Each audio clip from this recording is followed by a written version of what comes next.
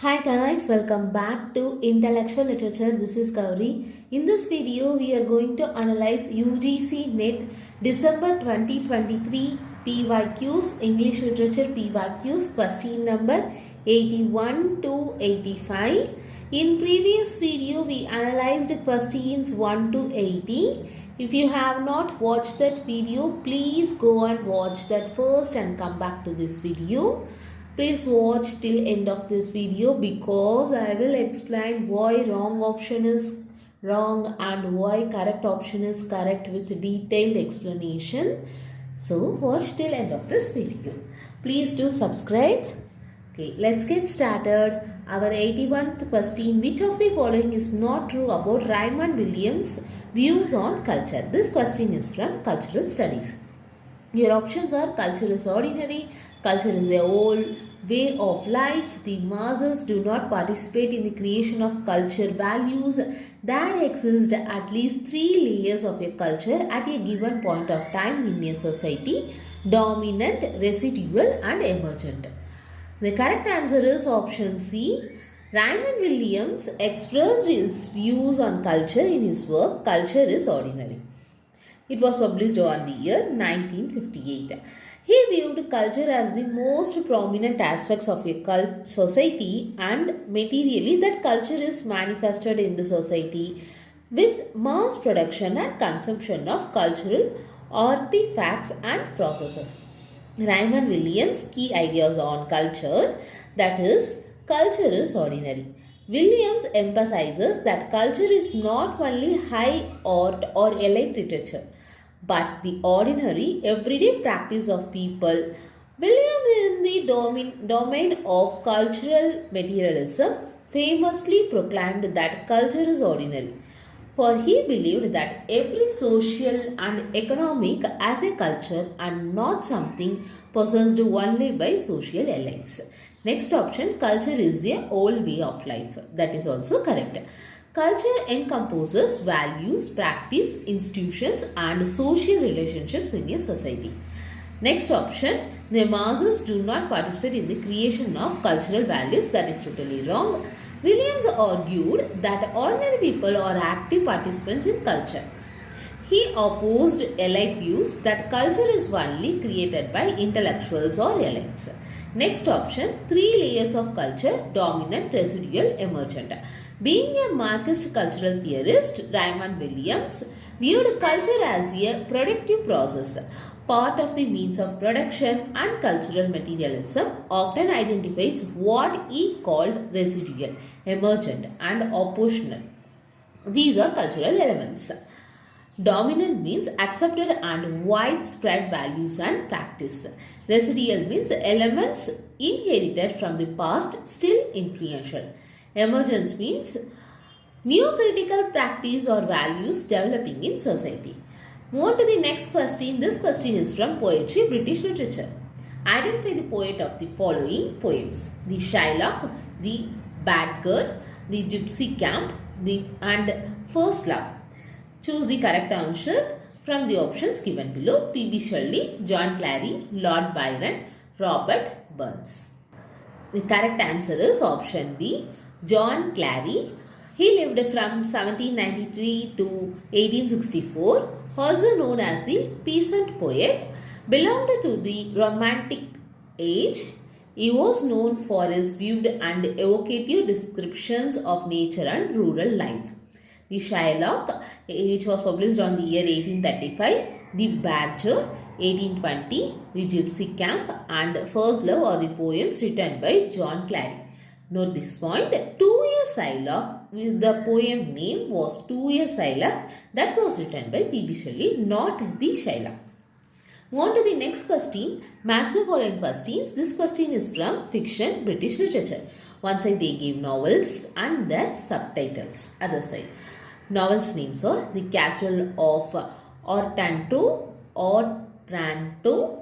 Tess of the D'Urbervilles, Frank N. Stealing, Vanity Fair. Subtitles are A Pure Woman, The Modern Prometheus, a novel without a hero, a gothic story. The correct answer is option A. That is The Castle of Otranto, subtitle A Gothic Story. Tess of the D'Urbervilles, subtitle was A Pure Woman. Frank N. Stelline, subtitle was The Modern Prometheus. Vanity Fair, subtitle A Novel Without a Hero. I will explain such brief. The Castle of Otranto, which was published on the year 1764 by Horace Walpole. This work's subtitle was A Gothic Story. It considered the first Gothic novel in English literature. It mixes medieval romance with supernatural elements. It introduced Gothic conventions like castles, ghosts, and suspense. It explores themes of the faith, power, and family. Next option, Tess of the D'Urbervilles, which was published on the year 1891. It was written by Thomas Hardy. Subtitle of this work was A Pure Woman. This work is a Victorian novel exploring social hypocrisy, gender, and morality. Tess is portrayed as an innocent, tragic heroine. A woman oppressed by social injustice and fate.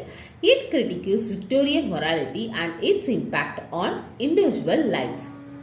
Frank N. Stelline, which was published on the year 1818, it was written by Mary Shelley.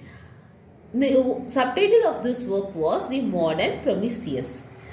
This work, early science fiction and Gothic novel, explores the themes of creation, scientific ambition, and human responsibility.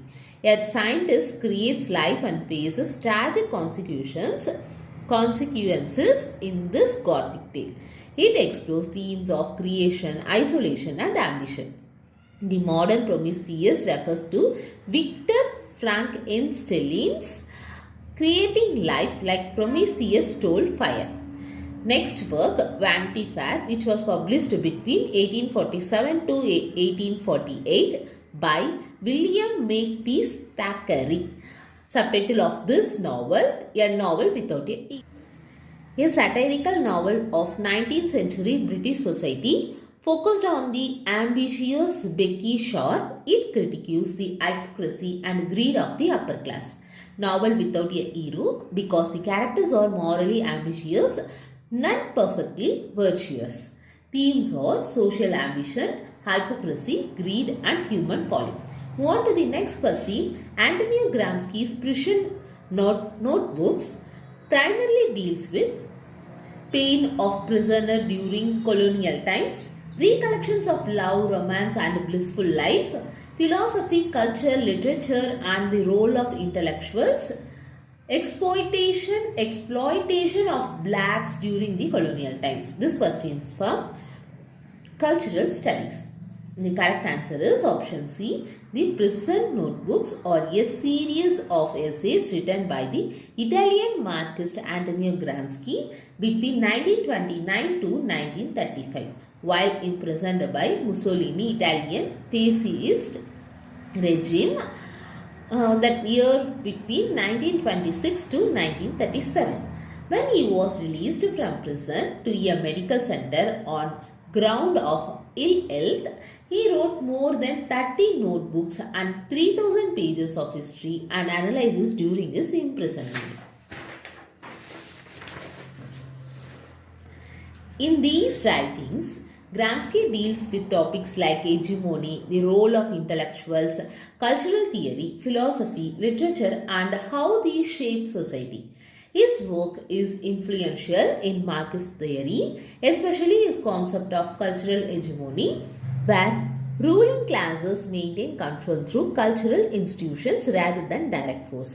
Why other options are wrong? Pain of prisoner during colonial times, that was wrong. Gramsci was imprisoned, but the prison notebooks are not a personal diary of suffering. They focus on theory, politics, and culture, not the pain of imprisonment. Also, Gramsci was an Italian political prisoner, not a colonial prisoner. So, the reference to colonial times is inaccurate. Next option, recollects of love, romance, and blissful life. The notebooks are serious political and philosophical text. There is no focus on romantic or blissful experience. Gramsci's purpose was to analyze society, power, culture, and ideology, not personal pressure or love. Next option, exploitation of blacks during colonial times. That was also wrong.